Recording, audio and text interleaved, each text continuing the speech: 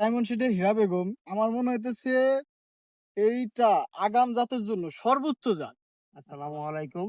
ওয়ালাইকুম ও, আসসালাম।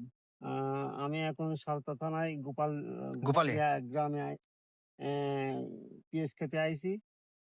এখানে আমার এক চাষি ভাই ডায়মন্ড সিডের হীরা বেগম চাষ করছে।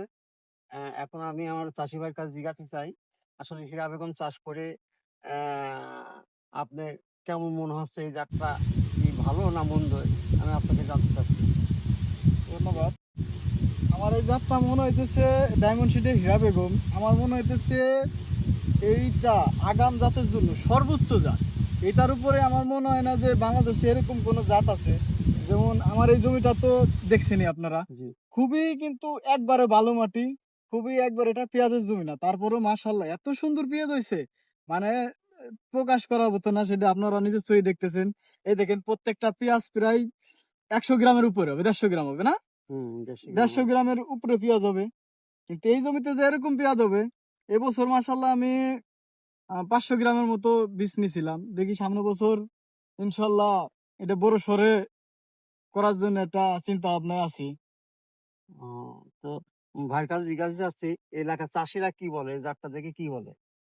এই জাতটা তো মানে আমি লাগানোর পর থেকে শুধু মাঝে মাঝেই প্রায় এলাকার মানুষ আসে, যে শুধু আমার জিগায় যে এটা কি জাত কি জাত, এত সুন্দর পেঁয়াজ এই জমিতে, এত সুন্দর মানে ফলন হয়েছে, কি জাত লাগাইছো।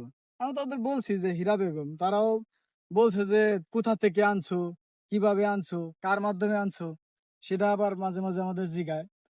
তো আ- আমার কাছে মনে হচ্ছে আপনি যেটা বলেন, এই জমি থেকে যদি আরো ভালো জমি লাগানো হতো তাহলে আরো বেশি ফলন হতো এটা।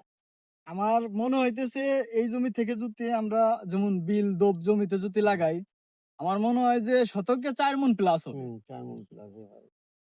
কিন্তু কি হবে জানি না। কিন্তু আপনাদের কাছে একটা দাবি যে এই বছর যে বীজটা দিচ্ছেন সামনে বছর জানি আমরা এই বীজটাই ইনশাল্লাহ পাই, ইনশাল্লাহ মানে আমরা আমরা সামনে বছর নিয়ে জানি আবার প্রতারিত না হই। আমাদের ইনশাল্লাহ। আশা যে এটাই কৃষক, আমরা তো কৃষক নিতান্ত গরিব মানুষ, আমরা চাই যে যেটা একটু বেশি ফলন হবে, হ্যাঁ, আমাদের জন্য যেটা বেশি লাভ। সেটাই। ইনশাল্লাহ ডায়মন্ড সিড সবসময় কৃষকের ভালো বীজ হাতে দেবে। এই এই আশা ব্যক্ত করে আমি এখানে শেষ করছি। সালাম আলাইকুম।